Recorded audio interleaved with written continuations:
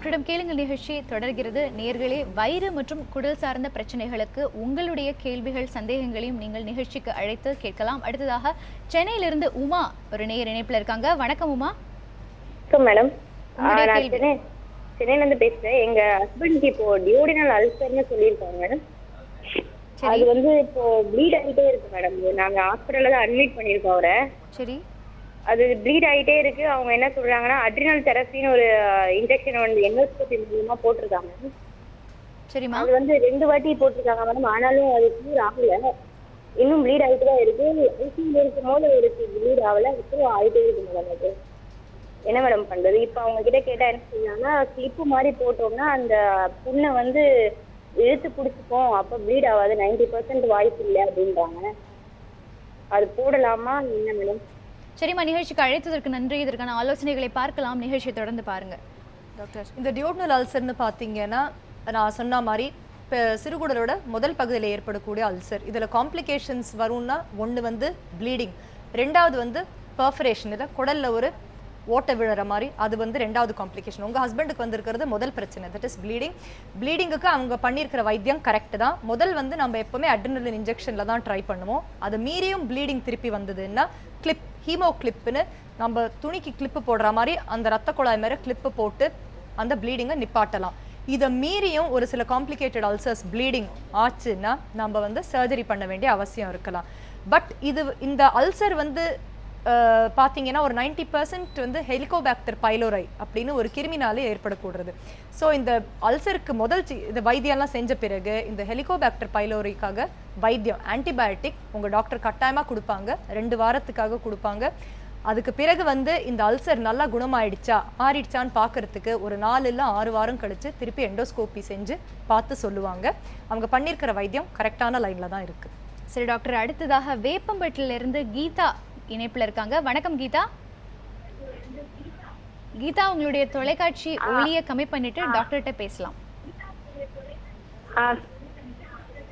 சரிங்க மேடம்.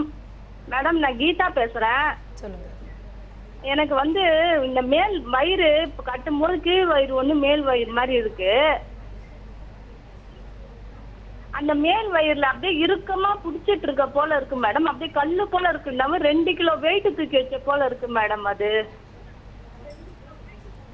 எதனால மேடம் இருக்கும்? சரிம்மா, நிகழ்ச்சிக்கு அழைத்ததற்கு நன்றி. நிகழ்ச்சி தொடர்ந்து பாருங்க. டாக்டர், நிறைய பேருக்கு வந்து இந்த கேஸ் பிரச்சனை இந்த மாதிரி வரலாம். மேல் வயிறு பெருசாக தெரியுது, அடி வயிறு மேல் வயிறு மாதிரி தெரியுது, உப்பசமாக இருக்குது. நான் சொன்ன மாதிரி இதில் வந்து நீங்கள் கொஞ்சம் இம்ப்ரூவ்மெண்ட் எதிர்பார்க்கணுன்னா ஒன்று, இது பற்றி ரொம்ப அதிகமாக யோசனை பண்ணாமல் இருக்கிறது நல்லது. ஒன்று. ரெண்டாவது, உணர்வு கரெக்டான நேரத்தில் எடுக்கணும். மூணாவது வந்து எக்ஸசைஸ். லேடிஸ்க்கு வந்து சமையல் இது அந்த வேலையில் வந்து எக்ஸசைஸ் மறந்துடுறாங்க. அது ரொம்ப முக்கியம். நீங்கள் உங்களுக்காக ஒரு 1/2 மணி வந்து ஸ்பேர் பண்ணி ஒரு வாக்கோ ஏதாவது ஒரு எக்ஸசைஸ் செய்கிறது முக்கியம். மற்றபடி அந்த உபசத்தை பற்றி நீங்கள் பயப்பட தேவையில்லை. சரி டாக்டர், அடுத்ததாக புதுக்கோட்டையிலிருந்து ராஜா அப்படிங்கிற ஒரு நேர இணைப்பில் இருக்காரு. வணக்கம் சார். ராஜா வணக்கம். டாக்டர் இருக்காங்க, உங்களுடைய கேள்வியை கேட்கலாம். வணக்கம். வணக்கம் மேடம். உங்களுடைய கேள்வியை விரைவா கேளுங்க. வணக்கம் மேடம், நான் புதுக்கோட்டையில இருந்து பேசுறேன். சொல்லுங்க சார், உங்களுடைய கேள்வியை கேட்கலாம். என் பையனுக்கு வந்து போன வருஷம் அப்பண்டிஸ் ஆபரேஷன் பண்ணியிருந்தோம் மேடம். சொல்லுங்க. 2 ஆபரேஷன் பண்ணாங்க. சொல்லுங்க சார். இப்போ வந்து அவன் சாப்பிட்ட உடனே வலி ஓவரா இருக்குன்னு ரொம்ப சிரமப்படுறான் மேடம். சரி சார், நிகழ்ச்சிக்கு அழைத்ததற்கு நன்றி. தொடர்ந்து பாருங்க. இப்போ அப்பெண்டிக்ஸ் வந்து வயிறு வலிக்காக பண்ணியிருந்தாங்க. அதை மேற்கொண்டு இப்போ அவனுக்கு வந்து சாப்பிட்ட உடனே வயிறு வலி வருதுன்னா நீங்க என்ன பார்க்க வேண்டியிருக்கும்னா, சாப்பிட்டு வயிறு வீங்குதா, வாந்தி இருக்கா, காத்து பிரியாம மோஷன் போகாம இருக்கா, அது மாதிரி பிரச்சனைகள் இருந்தா குடல் அடைப்பு இல்லை இன்டெஸ்டைனல் ஒப்ஸ்ட்ரக்ஷன் இருக்கிற வாய்ப்பு இருக்கு. ஒன்று. இரண்டாவது, இதெல்லாம் இல்லாமல் சாப்பிட்ட உடனே வயிறு எரிச்சல் இல்லை உப்பசம் அது மாதிரி ஏற்பட்டதுன்னா வயிறில் ரிஃப்ளக்ஸ் இல்லை அல்சர் இருக்கிற வாய்ப்பு இருக்கு. இதில் என்ன பிரச்சனைன்னு பார்த்துட்டு அதுக்கு தகுந்தபடி நாம் வந்து வைத்தியம் செய்யணும். உங்கள் டாக்டரை நீங்கள் இன்னொரு வாட்டி பார்க்கறது நல்லது. சரி டாக்டர், அடுத்ததாக திண்டுக்கல்ல இருந்து கொண்டையன் இணைப்பில் இருக்காரு. வணக்கம் சார். வணக்கம் சார். சார், உங்களுடைய கேள்வியை விரைவா கேளுங்க. மேடம், எனக்கு ஒரு வருஷத்துக்கு முன்னாடி வயிற்று வலி இருந்திருக்கேன். சரி. அது வந்து எண்டோஸ்கோபி பண்ணி வயிற்றுல வந்து புண்ணு வந்து சொல்லி மாத்திரை கொடுத்தாங்க. சரி. அப்புறமா சாப்பிட்டு வயிற்றுல சரியாச்சு. ஆனால் வந்து கொஞ்சம் தொப்பை விழுந்துட்டே இருக்கு வயிறு. சரி சார், உங்களுடைய கேள்வி? அதான் அந்த தொப்பை விழுந்துட்டே இருக்கு. சாப்பிட்டாலும் சாப்பிட்றேன், நான் கொஞ்சம் வயிறு கொஞ்சம் பெருசாகிட்டே வந்துட்டே இருக்கு. உங்க வயசு என்ன சார்? வயசு 33ங்க. சரி சார், நிகழ்ச்சிக்கு அழைத்ததற்கு நன்றி. நிகழ்ச்சி தொடர்ந்து பாருங்க. டாக்டர் வயிறில் ரணம் இருந்ததுன்னு உங்களுக்கு வைத்தியம் கொடுத்து அது மீறி உங்களுக்கு வந்து அதெல்லாம் நல்லா ஆயிடுச்சு, தொப்பை விழுது அப்படின்னா, ஒன்று உங்கள் வெயிட் கூடுதா அதை பாருங்க. ரெண்டாவது வந்து உங்களுக்கு வந்து வேற ஏதாவது பிரச்சனை இல்லை, தட் இஸ் சாப்பிட முழுங்க எந்த பிரச்சனையும் இல்லை, வெறும் வயிறு மட்டும் பெருசாகுதுன்னா உங்களுக்கு எக்ஸசைஸ் அவசியம். இப்போ நம்ம மாடர்ன் லைஃப் ஸ்டைலில் வந்து நம்ம யாருமே எக்ஸசைஸ்க்கு டைம் கொடுக்கறதில்ல. வெயிட் வந்து நம்ம ஐடியலாக நம்ம ரேஞ்சுக்குள்ளே வச்சுக்கிறது நல்லது. ஓவர் வெயிட் ஒபேசிட்டினால நிறைய பிரச்சனைகள் ஏற்படலாம். லிவர் கல்லீரல் பாதிப்பு ஏற்படலாம், இல்லை நம்ம செரிமானத்திலே பிரச்சனை வரலாம், நம்ம அசிடிட்டி இல்லை ரிஃப்ளெக்ஸ் பிரச்சனையும் அதிகமாக தெரியலாம். ஸோ ஃபஸ்ட்டு நம்ம வெயிட் கண்ட்ரோல், வெயிட் ரிடக்ஷன் ரொம்ப முக்கியம். சரி டாக்டர், அடுத்ததாக ட்ரிச்சியிலிருந்து சரண்யா இணைப்பில் இருக்காங்க. வணக்கம்மா. ஹலோ, எனக்கு வந்து பீரியட்ஸ்க்கு முன்னாடி ரொம்ப வயிறு வலிக்குது. எனக்கு இதுக்கு முன்னாடி கான்ஸ்டிபேஷன் பிரச்சனை இருந்துச்சு. பட் அதுக்காக நான் வந்து ஃப்ரூட்ஸ் அப்புறம் வெஜிடபிள்ஸ் அதெல்லாம் சாப்பிட்டு அது okay, I can tackle it. But இருந்தாலும் பீரியட்ஸ் முன்னாடி ரொம்ப வலிக்குது ஒரு 10 days முன்னாடியிலேருந்து. அதுக்கப்புறம் எனக்கும் கொஞ்சம் ரெஸ்ட் ரூம் போகணும் போல இருக்கு. அதுக்கப்புறம் சரியாயிடுது. பட் ஆஃபன் வலிக்குது, ஒரு 3 hours ஒன்ஸ் கண்டினியூஸாக வலிக்குது, ஒரு 20 minutesக்கு. சரிம்மா, நிகழ்ச்சிக்கு அழைத்ததற்கு நன்றி. தொடர்ந்து பாருங்க, இதற்கான ஆலோசனைகளை பார்க்கலாம் டாக்டர். உங்களுக்கு இந்த பீரியட்ஸ் முன்னாடி ஏற்படுற வலி வந்து நான் ஏற்கனவே நிகழ்ச்சியில் ஆரம்பத்தில் சொன்ன மாதிரி வயரோ இல்லை குடல் சம்பந்தப்பட்ட வலி கிடையாது. இதை வந்து நம்ம டிஸ்மெனோரியா அப்படின்னு சொல்லுவோம், ஸ்பாஸ்மோடிக் டிஸ்மெனோரியா. பீரியட்ஸ் டைமில் இல்லை பீரியட்ஸ் கூட வரக்கூடிய வலி. இது யூஸ்வலி ஒரு சில வருஷத்துக்கு பொறுத்து நின்றுடும், சரியாயிடும். யூஸ்வலி சைல்ட் பர்த் இல்லை மேரேஜுக்கு அப்புறம் சரியாயிடும். இதெல்லாம் மீறி உங்களுக்கு ரொம்ப பொறுக்க முடியாமல் வலி இருந்தால் இதுக்கு வைத்தியம் இருக்குது. ஆனால் முக்கியமாக நீங்கள் ஃபார்மசியில் டாக்டர் அட்வைஸ் இல்லாமல் மாத்திரைகள் மருந்துகள் வாங்கக்கூடாது. அதனாலே வந்து குடல் புண்ணு, அல்சர் ஏற்படுற வாய்ப்பு இருக்குது. உங்கள் கைனகாலஜிஸ்ட் இல்லை ஆப்ஸ்டிஷனை பார்த்து அதுக்கு கரெக்டான வைத்தியம் எடுக்கிறது உங்களுக்கு நல்லது. சரி டாக்டர், அடுத்ததாக திருவண்ணாமலையிலிருந்து நஸ்ரீன் இணைப்பில் இருக்காங்க. வணக்கம் நஸ்ரீன். வணக்கம் மேடம். டாக்டர்கிட்ட உங்களுடைய கேள்வியை கேட்கலாம். ஹலோ சொல்லுங்க மேம். ஹலோ வணக்கம் மேடம். சொல்லுங்க. எனக்கு வந்து எப்படி வயிறு வந்து எரிச்சலாக இருக்குது, எப்பயுமே நெஞ்செரிச்சல் இருக்குது. வயிறு வலி இல்லை, ஆனால் நெஞ்செரிச்சல் மட்டும். அந்த வலி வந்து ஃபுல்லாக பரவி நெஞ்சு ஃபுல்லாக பெயின் மாதிரி வந்தது. 2 சைடும் வந்து தொண்டை வரைக்கும் வலி வந்து பல்லெல்லாம் வலிக்குது. அந்த வலி வரும்போது எதுவுமே சாப்பிட முடியல, என்னால் எந்த வேலையும் செய்ய முடியல. ரொம்ப தொந்தரவாக இருக்குது. மலச்சிக்கல் இருக்குது.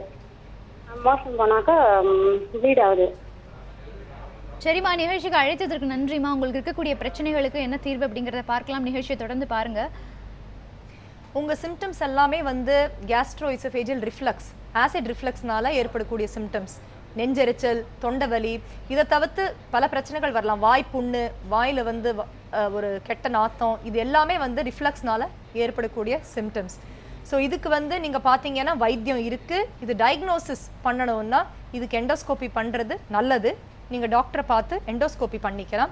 இரண்டாவது, நீங்கள் மோஷன் போகிறச்சே வந்து பிளட் போகுதுன்னா இது பல காரணத்தினால வரலாம். ஒன்று, நம்ம ரொம்ப ஸ்ட்ரெயின் பண்ணி மோஷன் போகிறதுல ஆசனவாய் விரிஞ்சு ஃபிஷர் அப்படின்னு ஏற்படலாம், அதனால ப்ளீடிங் ஆகலாம். இல்லை பைல்ஸ், மூலத்தினால ப்ளீடிங் வரலாம். இதுதான் காமன் ப்ளீடிங்குக்காக வர காரணங்கள்.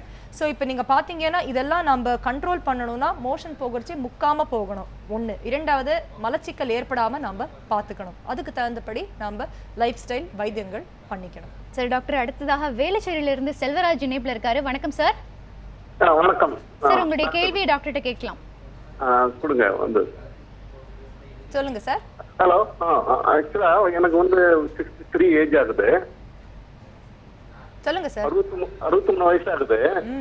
நெஞ்செரிச்சல் இருக்கிறது வந்து பேண்டசிட் அப்படின்னு சொல்லிட்டு வந்து பேண்டசிட் 20 வந்து கொடுத்தாங்க.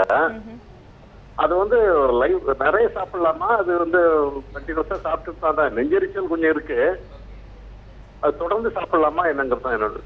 சரி சார், நிகழ்ச்சியை தொடர்ந்து பாருங்க, இதற்கான ஆலோசனைகளை பார்க்கலாம் டாக்டர். சார், இந்த கேஸ்ட்ரோஇன்டெஸ்டைனல் ரிஃப்ளக்ஸ் GERDன்னு பார்த்தீங்கன்னா இது ஒரு லாங் டேர்ம் டிசீஸ், இது ஒரு லைஃப் ஸ்டைல் டிசீஸ். ஒரு நாள் 2 நாள் இல்லை 1 மாதம் 2 மாசத்துல சரியாகக்கூடிய டிசீஸ் கிடையாது. இதுக்கு வந்து நீங்கள் பல நாள் வந்து மாத்திரைகள் எடுக்கக்கூடிய அவசியம் வரலாம். இதனால உங்களுக்கு பெருசாக எந்த சைடு எஃபெக்ட்டும் வராது, தைரியமாக எடுக்கலாம். இதோட முக்கியம் வந்து நீங்கள் உங்கள் உணவு சாப்பாடு லைஃப் ஸ்டைல் மாற்றிக்கணும். இல்லைன்னா இந்த வைத்தியம் வந்து ஒரு 40% தான் வேலை செய்யும், 60% உங்கள் கையில், 40% வைத்தியம். சரி டாக்டர், அடுத்ததாக பரமக்குடியிலிருந்து லிங்கராஜ் இணைப்பில் இருக்காரு. வணக்கம் சார். சார் வணக்கம், உங்களுடைய டிவி வால்யூமை கம்மி பண்ணிட்டு டாக்டர் உங்களுடைய கேள்வியை கேட்கலாம். வணக்கம் மேடம். வணக்கம் சார், உங்களுடைய கேள்வியை கேளுங்க. மேடம், எனக்கு ஒரு 2 மாசமா வயிறு எரிச்சல் இருக்கு மேடம். வயிறு ஹீட்டா இருந்துச்சு, வலி அதிகமா இருக்கு மேடம். நான் ஸ்கேன்லாம் எடுத்து பார்த்துட்டேன் மேடம், ஆனா எந்த பிரச்சனையும் இல்லைன்னு சொல்றாங்க. சரி சார், நிகழ்ச்சிக்கு அழைத்ததற்கு நன்றி சார். இதற்கான ஆலோசனைகளை பார்க்கலாம். டாக்டர் சார், இதுக்கு நீங்கள் ஆல்ரெடி பார்த்துருக்கீங்க, பிரச்சனை இல்லை. ஆனாலும் வயிறு எரிச்சல் இருக்குன்னா அசிடிட்டி ரிஃப்ளக்ஸ்னால இந்த மாதிரி வயிறு எரிச்சல் வரலாம். இல்லை வயரில் ரணம் எரோஷன்ஸ் இருந்தாலும் இது மாதிரி வரலாம். இதுக்கு வந்து முக்கியமாக நீங்கள் மாத்திரைகள், ஆசிட் குறைக்கக்கூடிய மாத்திரைகளை எடுக்கணும். நான் சொன்ன மாதிரி 1 நாள் 2 நாள் இல்லை தற்சமயத்துக்கு எடுத்து வைத்தியம் பண்ணக்கூடாது. இது வந்து ஒரு 4 இல்லை 6 வாரம், தேவைப்பட்ட 8 வாரம், ஒரு சில மாதங்களுக்குமே வந்து இந்த வைத்தியம் நீங்கள் கண்டினியூ பண்ண வேண்டிய அவசியம் வரலாம். இதெல்லாம் மீறியுமே உங்களுக்கு பிரச்சனை இருக்குது, இல்லை ஏதாவது டேஞ்சர் சிம்டம்ஸ் வந்ததுன்னா நீங்கள் டாக்டரை பார்க்கணும். டாக்டர், இப்போ நேர்கள் எல்லாம் பேசினபடி, அதாவது கணையம், கல்லீரல், பித்தப்பை இது 3ஐயும் தாண்டி அதிகமாக அவங்களுக்கு வரக்கூடிய பிரச்சனைகள் வந்து வயிறு மற்றும் குடலில் தான். ஸோ இப்போ இந்த பிரச்சனைகளுக்கு இப்போ லேட்டஸ்ட்டாக வந்திருக்கிற நியூ டெக்னிக்ஸ்லாம் என்ன டாக்டர்? இப்போது நீங்கள் பார்த்தீங்கன்னா இந்த வயிறு, குடலுக்கு இதெல்லாம் நம்ம நிறைய என்ன பார்க்குறோம், இந்த ரிஃப்ளக்ஸ் டிசீஸ் பார்க்குறோம். 2வது மலச்சிக்கல். இதுதான் எங்களுக்குமே வரக்கூடிய பேஷண்ட்ஸ். நிறைய பேர் இந்த பிரச்சனையோட தான் வராங்க. ஸோ புது டெக்னிக்ஸ் ஆஃப் டயக்னோசிஸ்னு பார்த்தீங்கன்னா இப்போ நாங்கள் பண்ணுறது மொட்டிலிட்டி ஸ்டடீஸ்னு பண்ணுறோம், PX ஸ்டடீஸ்னு பண்ணுறோம். மொட்டிலிட்டினா என்ன? நம்ம ஈசோஃபேஜியல் மொட்டிலிட்டி, தட் இஸ் நம்ம உணவு குழாய் எப்படி சுருங்கி விரியிறது அப்படின்னு பார்க்கறதுக்காக சில ஸ்பெஷல் டெஸ்ட் இருக்குது. ஒரு சிலருக்கு வந்து இந்த அசிடிட்டினால உணவு குழாயோட சுருங்கிறது விரியறது ரொம்ப வீக்காக இருக்கும். அதனாலேயே உணர்வோ இல்லை ஆசிடோ மேலே ஏற வாய்ப்பு இருக்குது. இது கண்டுபிடிக்கிறதுக்காக இந்த மொட்டிலிட்டி ஸ்டடின்னு இருக்குது. அதே மாதிரி 24 மணி காலம் ஒரு சின்ன டியூபை உணவு குழாயில் ஃபிக்ஸ் பண்ணி எவ்வளோ அளவுக்கு வந்து ஆசிட் மேலே வருது அப்படின்னு கண்டுபிடிக்கிறதுக்கு PH ஸ்டடின்னு இருக்குது. அதே மாதிரி ஏனோரெக்டல் மேனோமெட்ரி, நம்ம ஆசனவாய் சுருங்கி விரியறதுல மிஸ்டேக் பிரச்சனை இருக்கா, இந்த மலச்சிக்கல் எதனால ஏற்படுறது, பேஷண்ட்ஸுக்கு வந்து ஏன் அந்த அடைப்பு மாதிரி தெரியுது, அதெல்லாமும் நம்ம டயக்னோசிஸ் பண்ணுறதுக்காக இது புதுசாக வந்திருக்கு. இந்த முக்கியமாக இந்த ரிஃப்ளக்ஸுக்கும் இந்த மலச்சிக்கலுக்கும் இந்த புது டயக்னோஸ்டிக் டெஸ்ட் எல்லாம் வந்திருக்கு. அதை தவிர்த்து வேற நிறைய புது அட்வான்ஸ்மெண்ட்ஸ்லாம் இருக்குது. சரி டாக்டர், உங்களுடைய டைமை ஒதுக்கி நிகழ்ச்சிக்கு வந்து நிறைய நல்ல ஆலோசனைகள் கொடுத்ததற்கு மிக்க நன்றி. வணக்கம் நேர்களே, இன்றைய நிகழ்ச்சியில் வயிறு மற்றும் குடல் சார்ந்த எல்லா பிரச்சனைகளுக்கான தீர்வை பார்த்தோம். அதே சமயத்தில் அதிகமாக நேர்கள் வந்தது எல்லாருமே மலச்சிக்கல். இதை வந்து குறைப்பது எப்படி, இதனால் ஏற்படுற அடுத்தடுத்த பிரச்சனைகளை ஹேண்டில் பண்ண தெரியாமல் நிறைய நேர்கள் வந்தாங்க. ஸோ இதனுடைய ஒரே தீர்வு உங்களுடைய லைஃப் ஸ்டைலை சேஞ்ச் பண்ணி இன்னும் உங்களுடைய லைஃப்பை வந்து ஹெல்த்தியாக வச்சுக்கணும் அப்படிங்கிறது தான். டாக்டரிடம் கேளுங்கள் நிகழ்ச்சி இதுடன் நிறைவு பெறுகிறது. மீண்டும் நாளை டாக்டரிடம் கேளுங்கள் நிகழ்ச்சியில் சந்திக்கலாம்.